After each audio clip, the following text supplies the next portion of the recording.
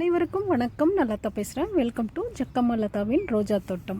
இவ்வளவு நாள் நம்ம மாடி தோட்டத்தில் ரோஜா பூக்களை பற்றியும் ரோஜா செடிகளை பற்றியும் பார்த்துட்டு இருந்தோம். இன்றைக்கி எக்ஸோரான்னு சொல்லக்கூடிய இட்லி பூக்கள் நம்மளுடைய மாடி தோட்டத்தில் அந்த செடி எப்படி வளர்ந்துருக்கு, நம்ம ரோஸ் பெஸ்டி மாதத்துக்கு ஒரு தடவை கொடுக்கும் பொழுது அந்த எக்ஸோரா செடி எந்த அளவுக்கு வளர்ச்சி இருக்குதுன்னு நம்ம இன்றைக்கி பார்க்கலாம் வாங்க.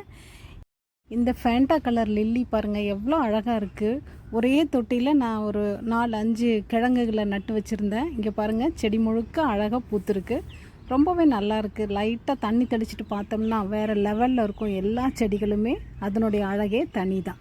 வாங்க நம்ம இந்த எக்ஸோரா எப்படி இருக்குதுன்னு பார்க்கலாம். பாருங்கள் மண் எப்படி உதிரி உதிரியாக இருக்குது பாருங்கள். காஞ்ச மாதிரி இருக்குது பார்த்தீங்களா. ஸோ அளவாக தண்ணி ஊற்றும் போது இந்த மாதிரி தான் இருக்கணும். நிறைய தண்ணி ஊற்றுனீங்கன்னா இந்த மாதிரி பலன்னு உதிரி உதிரியாக வராது. பாருங்கள் இப்போது இதில் ஒரே செடி தான் நட்டு வச்சுருக்கேன்.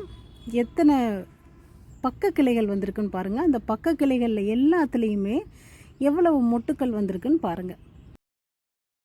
ஆக்சுவலாக சொல்லப்போனால் இந்த எக்ஸோரா நம்ம நர்சரியிலேருந்து வாங்கிட்டு வருவோம். பட் நம்ம வீட்டுகளில் வச்சு வளரும்போது அது வேர் பிடிக்கிறது கொஞ்சம் கஷ்டங்க.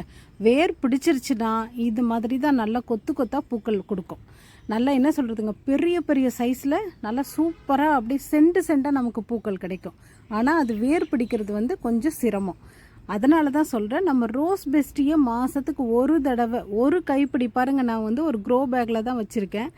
அதுலேயே பாருங்கள் எந்த அளவுக்கு மொட்டுக்கள் வந்திருக்குன்னு. ஸோ இப்போ நம்ம நிலத்தில் வச்சு நல்லா அழகாக ரோஸ் பெஸ்டி கொடுத்தோம்னா செடிகள் நல்லாவே பிக்கப் ஆகிடுங்க. நிலத்தில் நம்ம வச்சு கொடுக்கும்போது ரோஸ் பெஸ்டி கொஞ்சம் சேர்த்தி கொடுக்கணும், அவ்வளவுதாங்க. பாருங்கள் இப்போ இந்த செடிக்கு ஒரு 4 மக்கு தண்ணி ஊற்றலாங்க. சின்ன சின்ன மக்கு தான் பாருங்கள். ஒரு 4 மக்கு தண்ணி ஊற்றினா போதுமானதாக இருக்கும். ஏன் 4 மக்கு நான் ஊற்றுறேன் அப்படின்னா, இது 15க்கு 15 பெரிய க்ரோ பேக்குங்க. செடியும் கொஞ்சம் பெருசாக இருக்குது. அதனால் நான் 4 மக்கு ஊற்றுறேன். ஸோ உங்களுடைய தொட்டியினுடைய சைஸு செடியினுடைய சைஸை பொறுத்து நீங்கள் செடிக்கு தண்ணி ஊற்றுங்க. ஓகேங்களா. உரம் வேணும்னா ஸ்க்ரீனில் தெரிகிற நம்பருக்கு காண்டாக்ட் பண்ணுங்கள். வீடியோ பிடிச்சிருந்தால் லைக், ஷேர் அண்ட் கமெண்ட். மறக்காமல் சப்ஸ்கிரைப் பண்ணுங்கள். நன்றி, வணக்கம்.